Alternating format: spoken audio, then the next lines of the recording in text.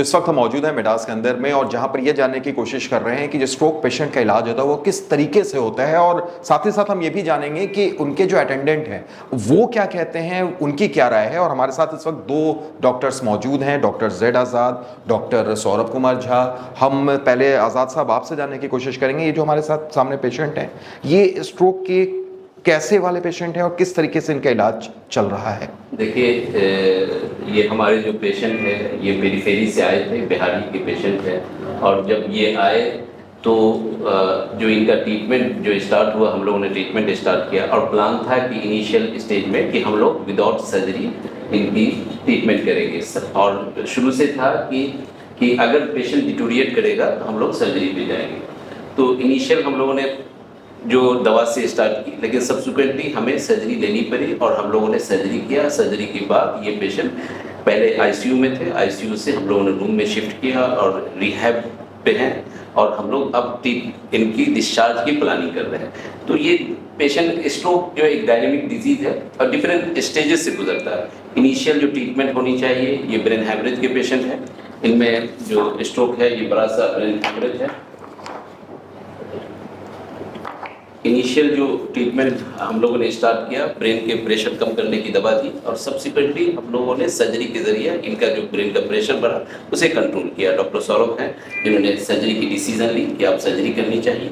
Relative से हम लोगों ने पहले कम्युनिकेट कर रखा था कि इस ट्रीटमेंट में हमारी प्लान क्या है, अगर डिटोरिएशन हुआ तो हम लोग सर्जरी पे जाएंगे। बिल्कुल। तो डॉक्टर सौरभ, जब सर्जरी की जब बात आती है तो एक ऐसी चीज़ है जब कहीं ना कहीं जो पेशेंट हो या उनके अटेंडेंट हो वो बहुत कुछ सोचने लगते हैं, तो उस वक्त किस तरीके से आपका फ़र्ज़ बनता है उनको समझाना, उनको बताना और उनको कन्विंस करना, ये कहना कि भाई यही एक अब ऐसी चीज़ है जिससे पूरे तरीके से रिकवरी की जा सकती है। ब्रेन हेमरेज के नाम पे आज जो कॉमनली लोग सोचते हैं, तुरंत ही हिम्मत हार जाते हैं कि इन्हें ब्रेन हेमरेज हो गया, आगे हम क्या कर सकते हैं, हाथ खड़ा करने से स्थिति महसूस करते हैं। उस समय हमें इनको काउंसिल करना कि नहीं, इसका इलाज अब ऐसे हो सकता है और इससे रिकवरी होगी, ये समझाना मुश्किल होता है। लेकिन पेशेंट को जब हम उनका पॉजिटिव एस्पेक्ट समझाते हैं कि समय के साथ आपको फ़र्क दिखेगा, जान बच जाएगी और जो भी डेफिसिट है उसमें भी फ़र्क समय के साथ मिलता दिखेगा, तो पेशेंट बहुत बार तैयार होते हैं कि हाँ वो सर्जरी के लिए जाएंगे। और वो उसका जीवंत उदाहरण हमारे सामने है। फिर किस दिक्कत के साथ आए थे, जो हमने उसमें बात की फास्ट का, तो सब कुछ इनके साथ वो सिम्टम्स थे। फेशियल डेविएशन था, हाथ पैर में कमज़ोरी थी, स्पीच में परेशानी थी। तो सही समय पे इन्होंने डिसीजन लिया सर्जरी का, तो पेशेंट अभी सर्वाइव कर रहा है। फिजियोथेरेपी वगैरह पे पेशेंट आ चुके हैं। बिल्कुल। तो अब हम ये भी जानने की कोशिश करेंगे कि एक जब अटेंडेंट इस तरीके से इनके सामने ऐसी चीज़ होती है तो वो कितना परेशान रहते हैं। आपके कौन है सर? ये मेरे बड़े भाई हैं पेशेंट जी। तो ये कब हुआ और कैसे आपको ये पता चला था कि 6 अक्टूबर की घटना है। हम पटना से बाहर थे उस समय, तो अचानक पता चला कि मेरे भैया का बीपी बहुत हाई हो गया। तो हम मोकामा के रहने वाले हैं। तो फिर वहाँ स्थानीय डॉक्टर से हम लोग सलाह लिए।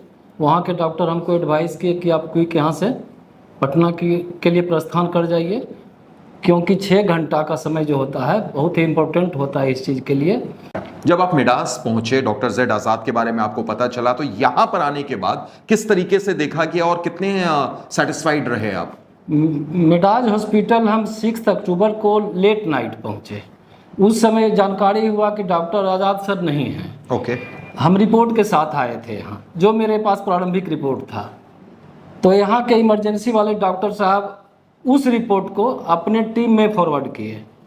तो सारे डॉक्टर मध्य रात्रि में ही सक्रिय हो गए मेरे भाई साहब के इलाज के लिए।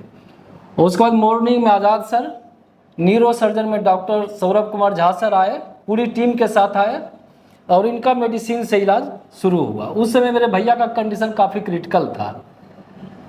फिर डॉक्टर साहब लोग बोले कि हम इनका ट्रीटमेंट मेडिसिन से शुरू करते हैं, लेकिन आपको ध्यान रखना होगा कि कंडीशन अगर डिटोरिएट करे तो अलर्ट रहना होगा, सर्जरी की ओर फिर हम लोग बढ़ेंगे। तो डॉक्टर साहब के इंस्ट्रक्शन को हम फुल्ली फॉलो किए, मेरा फैमिली फॉलो किया कि आज़ाद सर और सौरभ सर जो बोलेंगे हम लोगों को फॉलो करना है। 2 दिन ये लोग काफ़ी मेहनत किए, सुधार भी हुआ। लेकिन बीच में क्या हुआ, जीसीएस एक मेडिकल यूनिट है, वो शायद डिटोरिएट करने लगा। तो सर का एडवाइस रहा कि नहीं, अब हम लोगों को सर्जरी की ओर चलना चाहिए। पुनः हम सर का आदेश का पालन किए और 8 अक्टूबर को सर के आदेश का पालन करते हुए भाई साहब का सर्जरी हुआ जो बिल्कुल सफल रहा। और बेसिकली स्ट्रोक का हमको जहाँ तक लगता है, मेरे भैया गवर्नमेंट जॉब में हैं, थोड़ा वजन इनका ज़्यादा है, तो कहीं न कहीं हो सकता है कि मोटापा कारण रहा हो।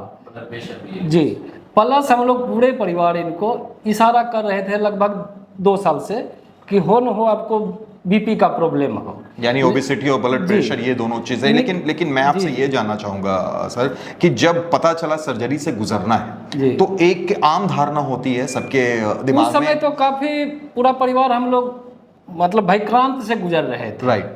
मतलब 1-1 मिनट का समय मेरे लिए काफी महत्वपूर्ण था, पूरे परिवार पूरे रिश्तेदार के लिए। तो क्या इस समय थोड़ा उस सा समय हम अपनी बात बयान नहीं कर पा रहे हैं कि मतलब किस झंझावात से हम लोग गुजर रहे हैं। ऐसी विपरीत परिस्थिति में, एक विकट परिस्थिति में, क्या मेडास की तरफ से भी कुछ सहयोग मिला या कुछ आपको हौसला बढ़ाया गया कि आप इस तरीके से परेशान ना हो? ईश्वर का आशीर्वाद और मेडास हॉस्पिटल की पूरी टीम को हम बधाई देते हैं। मेरे भैया रैपिडली इम्प्रूवमेंट की ओर बढ़ रहे हैं, जिसमें ईश्वर का आशीर्वाद और सब लोगों का सहयोग रहा। अगर मेडास हॉस्पिटल की पूरी टीम अगर मेरे साथ खड़ी नहीं रहती तो पता नहीं मेरे भैया का आज क्या हाल हो गया रहता। कैसे हैं मनोज जी? ठीक है, हाथ उठा के बताइए कैसे हैं? ठीक है, आप अच्छे हो जाएंगे।